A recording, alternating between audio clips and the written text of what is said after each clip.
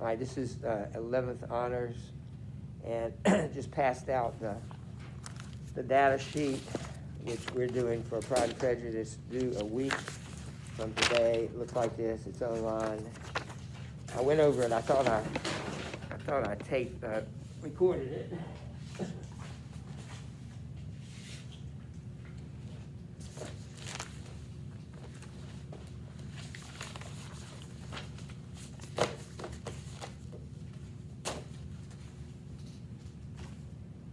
All right. Now we're going to turn to the book. So would you do that? Return to and get the questions out for Raman, the Ancient Mariner, which we started on page 63, and I don't think we got very far.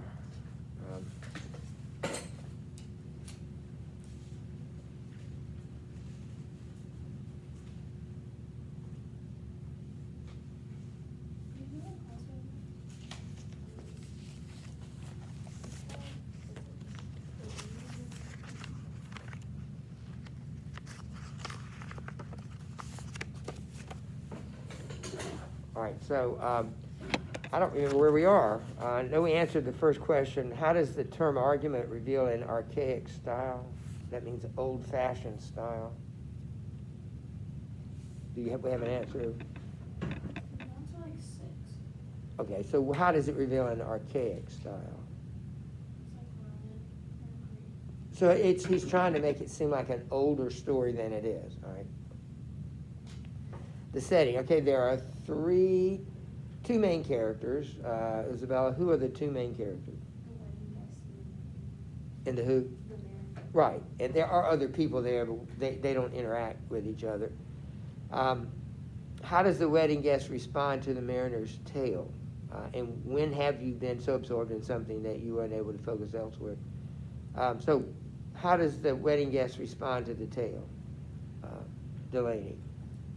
I don't know if isn't he like shocked or something? Yeah, he doesn't want to be there.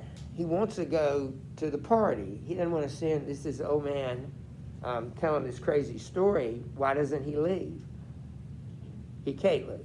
It's a supernatural effect that this guy has on him.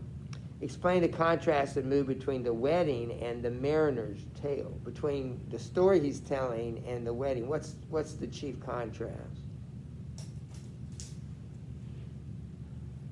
Well, the wedding is going to be what? You ever been to a sad wedding?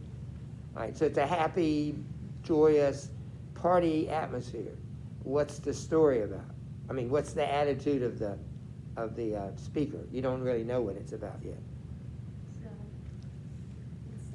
It's sad. Well, he kills an albatross. It's on a trip. He's not interested in any of this, but he's kind of forced to stay there. All right, number 5, why were the sailors so happy to see the albatross?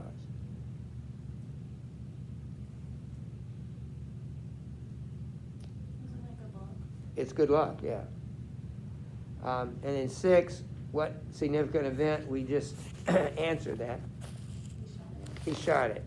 He shot it. Something's going to happen in this next stanza that, all right, so we're on page 66. Isabella, do you mind reading? Read as much as you want to. And when you stop, Delaney can read. Which one do I start with? Top of page 66, the sun now rose upon the night. The sun now rose upon the right, out of the sinking sea, still hidden mist, and on the left went down to the sea. And the good south wind still blew behind, but no sweet bird did follow, nor any day for food or play came to the mariner's hollow. I had done a hellish thing, and it would work them well. For all a bird, I had killed the bird that made the breeze to blow. Ah, wretch, said they, the bird to slay that made the breeze to blow. Delaney. What is the next stanza? I could not. Nor dim, Are we on page? nor red, 66. 66? The 4th stanza. Nor dim nor red, like God's own head, the glorious sun of Christ.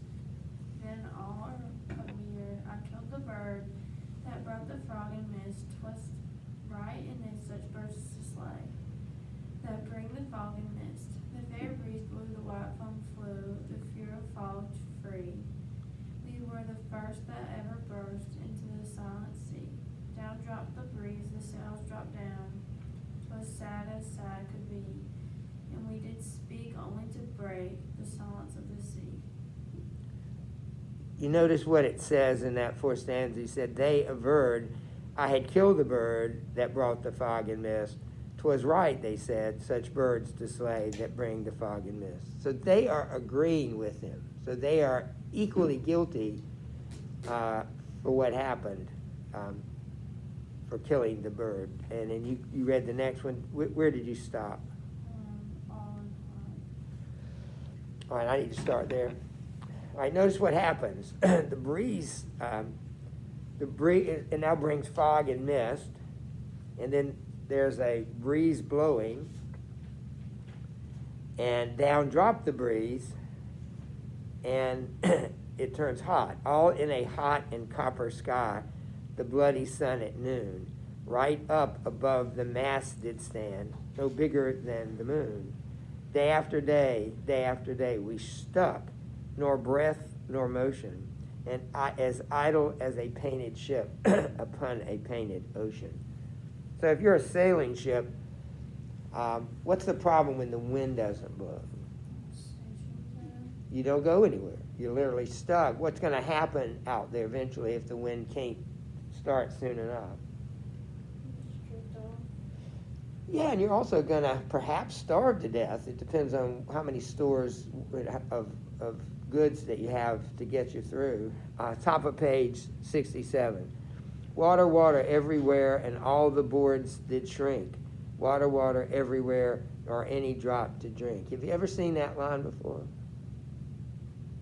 You have? Where have you heard it or seen it? I'm not sure. Delaney, you ever heard it? Is it possible you ever looked up there and saw the line, where is it? Well, you can't see it. Let me move it so you can.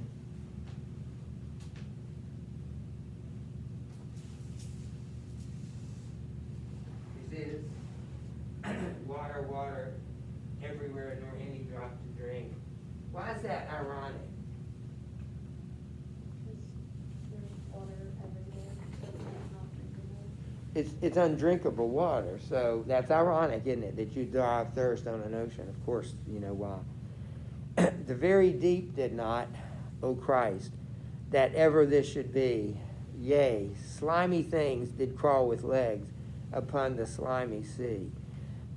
About in reel and rout, the death fires danced at night. The water like a witch's oil burnt green and blue and white. And some in dreams assured were of the spirit that plagued us so. 9 fathoms deep he had followed us from the land of mist and snow. And every tongue, though utter drought, was withered at the root. We could not speak, no more than if we had been choked with soot. Ah, well a day, and what evil looks had I had from old and young. Instead of the cross, the albatross about my neck was hung. So let's look at the questions.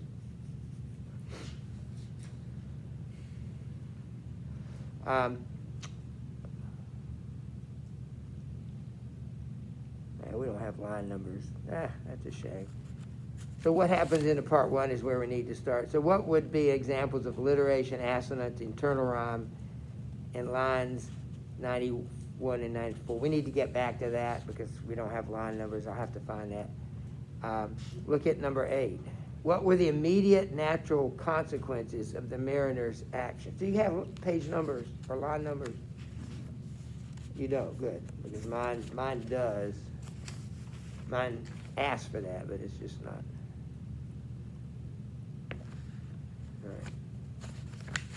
All right.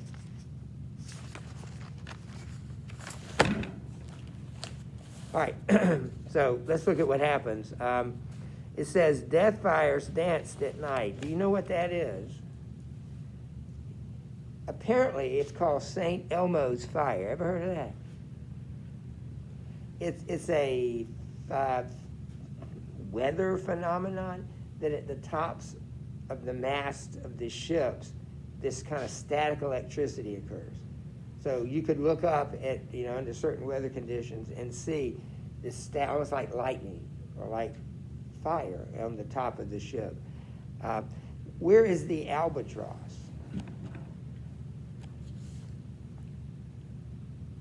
This is number 8. We're going to go back to number 7. Look at number 8. What were the immediate natural consequences of the mariner's action? So what bad things start to happen because he killed the albatross? They get stranded. The wind stops.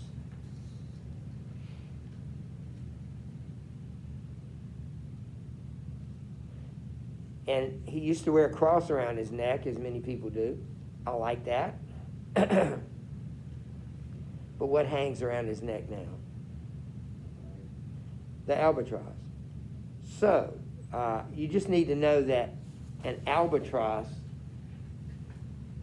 that image of an albatross around the neck,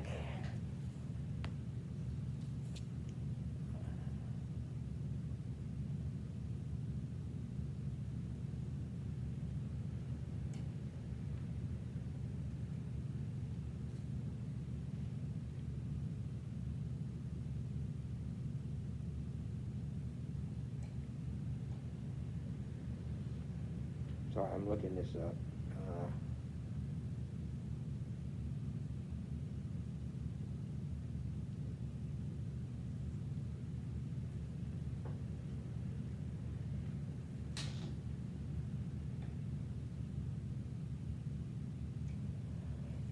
All right, I want you to write that now here in the notes somewhere. An albatross around the neck is an expression that means an annoying burden. That old car is an albatross around my neck. So if you ever see it used, it means some sort of burden that you can't get rid of.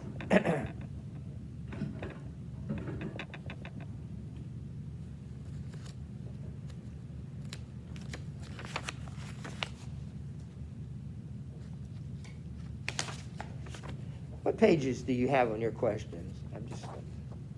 I've used 2 different books. Do you have, like in question number 7, alliteration, assonance, and internal rhyme? What page have you got there? Well, let's do it. I had 2 separate kinds of questions. So turn back to page 66, which is where we are, right? Yeah.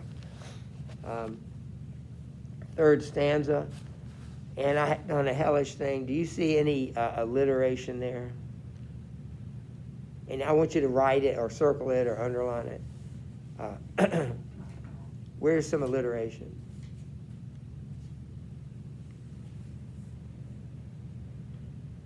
You remember what alliteration is? Do you remember what it is? Okay, it's the repetition of initial consonant sounds, so you can put that if you don't know what alliteration is. You're not seeing any in that 3rd stanza? Isabella, check it out. Right, that's alliteration. Do you know what assonance is? Delaney, you know what assonance is?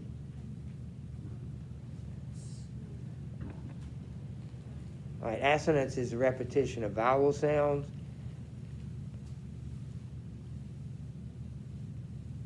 Oh, by the way, there's also alliteration in line 2. Would work, woe. Look at the first line. I had done a hellish thing. Hellish and thing. What sound do they both share? Hellish and thing. What vowel sound do they both contain?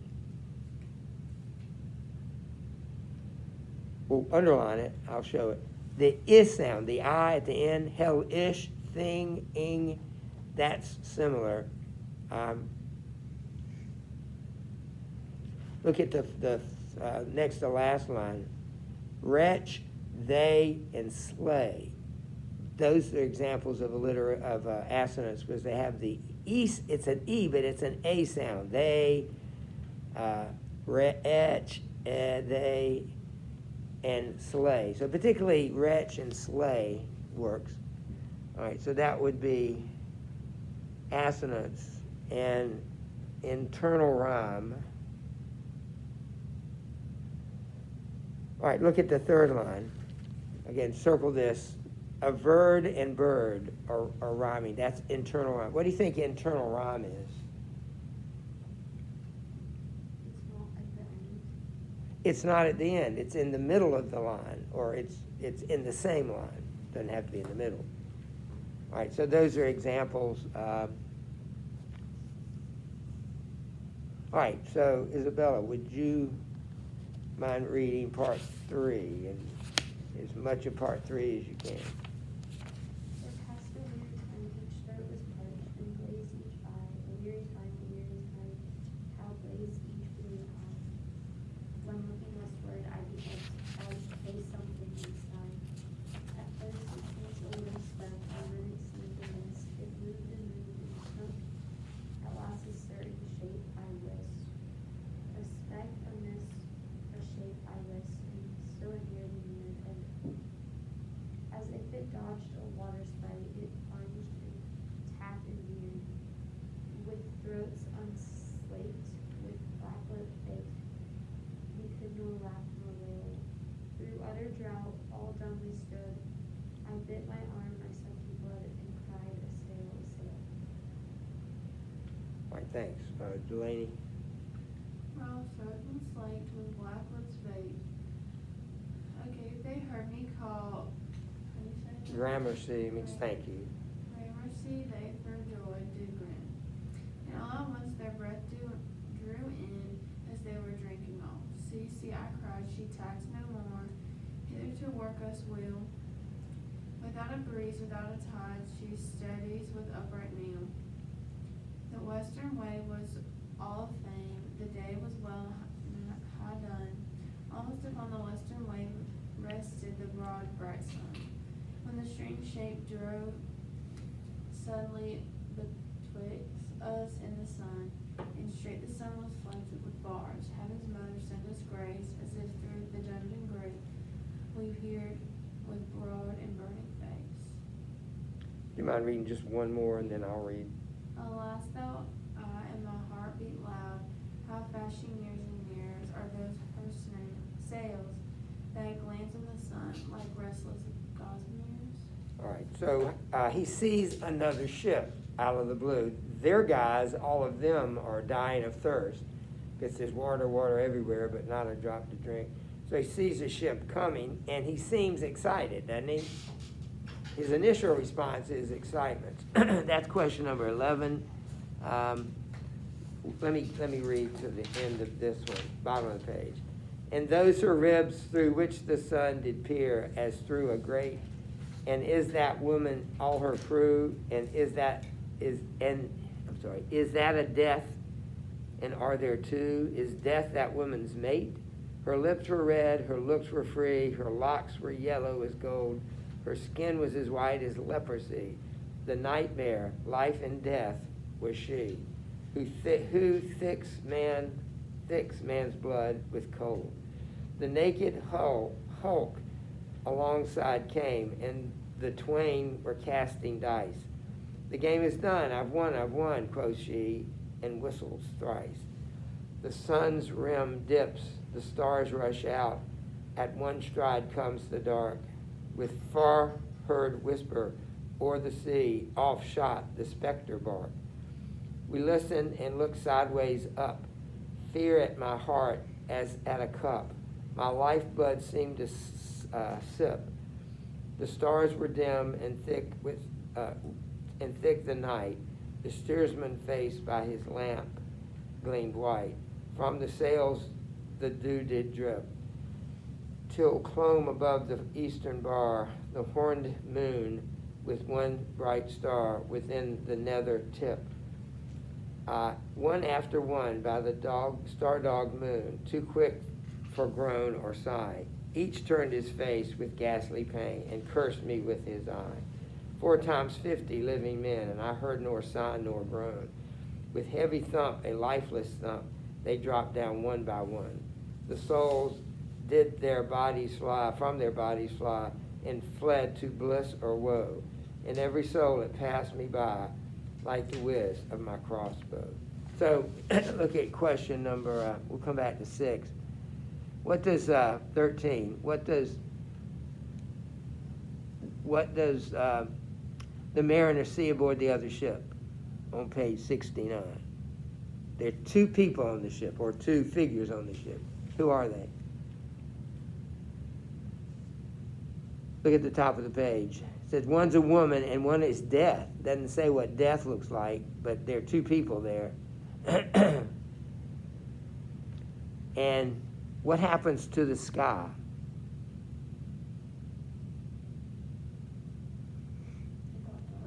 It got dark.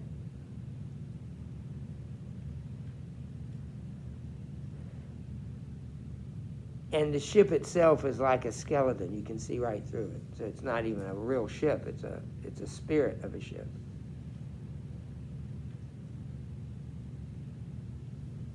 And what happens to his crew? This is question 50, maybe it's question 15. They all die, everybody but him.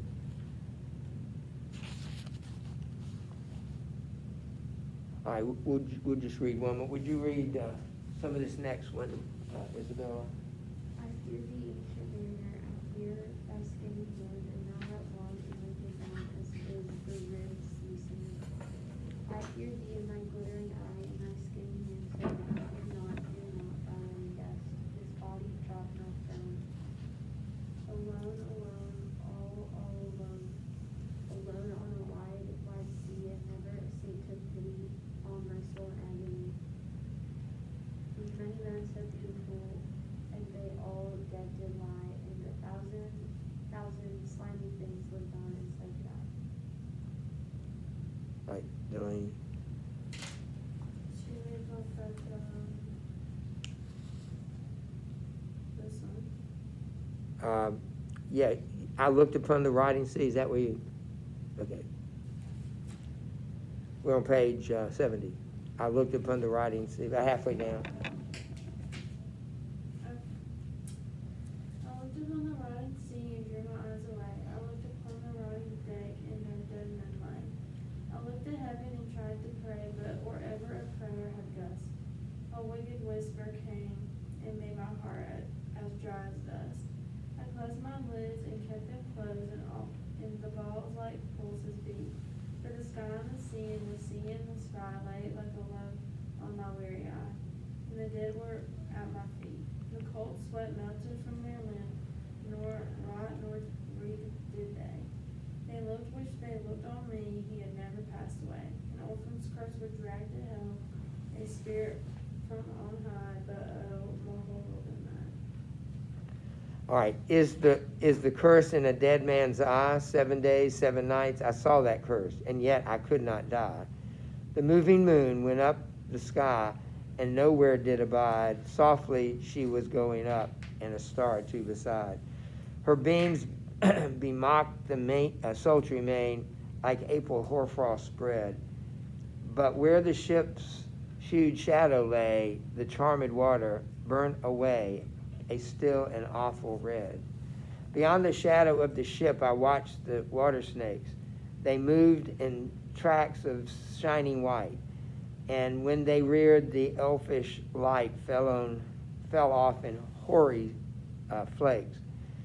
Within the shadow of the ship, I watched their rich attire. Blue, glossy green, and velvet black, they coiled and swam, and every track was a flash of golden fire. Oh, happy living things, no tongue their beauty might declare. A spring of love gushed from my heart, and I blessed them unaware. Sure, my kind saint took pity on me, and I blessed them unaware. The self-same moment I could pray, and from my neck so free, the albatross fell off and sank like lead into the sea. Okay, look at question number 16. At the beginning of this, on page 70. Who interrupts the mariner's story? He says at the top, I fear thee, ancient mariner. I fear thy skinny hand. Who is that talking? Who's he telling the story to? The wedding guest. So the wedding guest interrupts the story, and that's question number 16. 17. What creates a strong emotion of a fourth stanza? 1, 2, 3, 4. Let's skip that one for right now. How does the mayor's attitude change in stanzas 4 and 6 on 71? So the bottom of page 71 is the turning point of the story. What was the turning point of the story? Well, listen to what he says. The third stanza from the bottom. Oh, happy living things, no tongue their beauty might declare. A gush of love gushed from my, spring of love gushed from my heart, and I blessed them unaware. So how was that a turning point for him? Why did he kill the bird? Well, why did he kill the bird? We don't really know why, but what does he show in killing the bird? How does he feel about nature? He doesn't appreciate it. Okay, does he appreciate it now? Yes. So write that, this, oh, happy living things. Then he says, a spring of love gushed from my heart. That's a turning point of the poem, because now things are going to get better.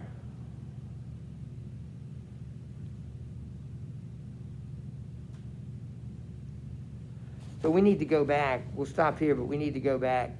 And we have 2 or 3 of these we skipped. Remember, your homework assignment is to finish the data sheets. They're due Wednesday. And, but, yeah, you can type it. And you can use other sources, but mostly the book. Let me write this down where we are.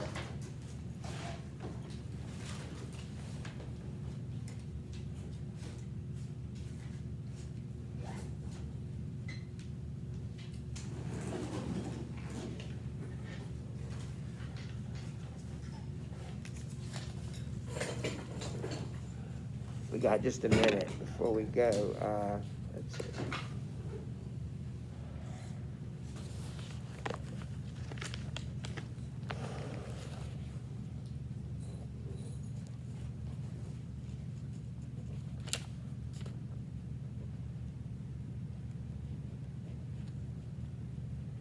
So when do y'all play again? Thursday. And who'd you say you play? Is that Forsyth Country Day?